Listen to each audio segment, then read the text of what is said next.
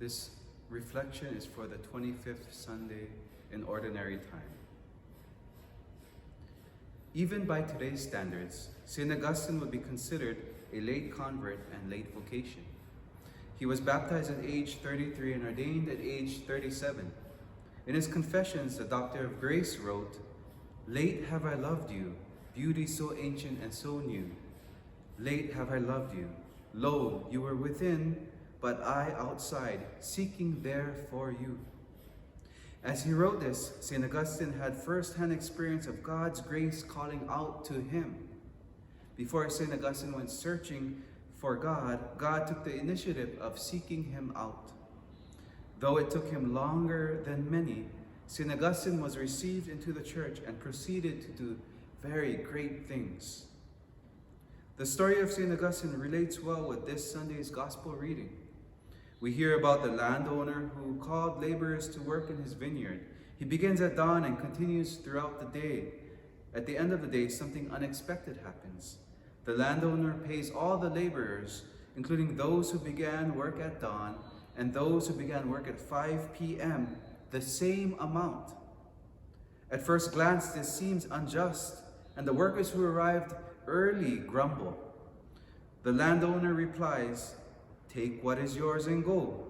What if I wish to give this last one the same as you? Am I not free to do as I wish with my money?" The reason why this seems unjust is because the landowner did not pay the workers according to their hours worked. Jesus tells the story of the laborers in the vineyard to show the difference between the kingdom of heaven and their earthly way of thinking. We are conditioned to be rewarded if we do good things, and our parents have done this. When we do chores around the house, they reward us. And as adults, this continues. If we do well at our jobs, our boss rewards us for the hard work that we put in.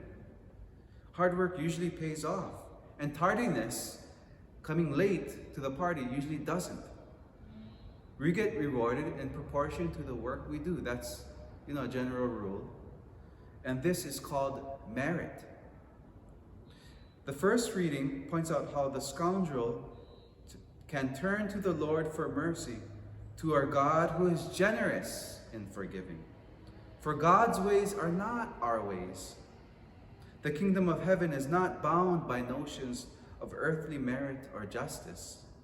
In the same way, God is not bound by our way of thinking. Heaven is supernatural. We do not fully know what it is like. Yet we do know that God is eternal and infinite, that his supply of goodness will not run dry no matter how much he gives. Just take for example, the act of creation itself. That was God's, grace, that he created us out of nothing. And he didn't need to create us. We didn't merit creation, justification, and sanctifying grace. Our justification was a free gift from God. And the value of this justification is infinitely greater in comparison to any human work we can do. God's works are infinitely greater than our works. While we cannot fully know heaven here on earth, we have a foretaste of heaven in the church and in her sacraments.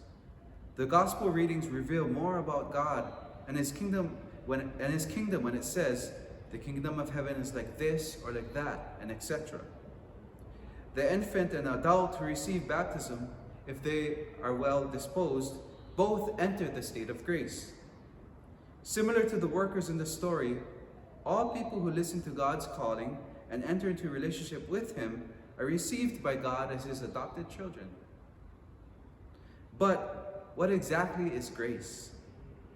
The Catechism number 1996 writes, "Grace is favor, the free and undeserved help that God gives us to respond to his call to become children of God, adoptive sons, partakers of the divine nature and of eternal life." God calls us even before we begin searching and seeking out for him, like St. Augustine. We become participants in the life of God when we say yes to him. Similar to the workers in the vineyard who agree and they go and they work. Heaven is a place not just for myself and God, but one which is shared with other saints. Some even extraordinarily more graced than us, like the Virgin Mary, who is full of grace. God's infinite goodness is superabundant. It is infinite like him and never runs dry. Cradle Catholics are not entitled to more grace than late converts. This is not the way God works. In fact, there have been many saints who were either late converts or lived unfaithful lives before their conversions. The good thief comes to mind, who hung on the cross alongside Jesus, was a late convert and was promised heaven. Another example that I used earlier is St. Augustine, who was had a later conversion and became a great theologian and bishop. Wow, the graces he received. Yeah? While God desires our cooperation with him, these two examples show that we cannot merit more than what God wishes us to give us. Grace is a free gift, and God can give it to whoever he wants and in the amount that he so chooses. We do not deserve grace by our works. The sacraments are not deserved, but are free gifts from God. They cannot be bought with donations or hard work. That way of thinking promotes a sense of entitlement, that I deserve this or that because what I did, what I worked. Yeah? But God always takes the initiative, like in creation, in redemption, and in the sacraments. Yeah? In verse 14, the landowner asks the grumbling laborers if they are envious because he is generous. As cradle Catholics, do we make space in our church for new converts? Do we allow others to assist in our ministries? Envy, different from jealousy, is the resentment of another person's success. Why should I be upset if another person is holier than I am? Perhaps I could learn something from the other person. The gospel talks about how God was generous in paying those who worked less hours the same amount as those who worked longer. If new converts join our church and they are gifted, we should do our best to give them the opportunity to use their gifts to build up the kingdom of heaven.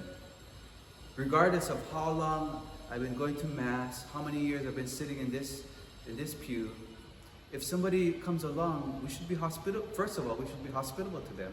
And second of all, if God has graced them with more knowledge or more time to serve, we should facilitate their gifts to build up the kingdom of heaven.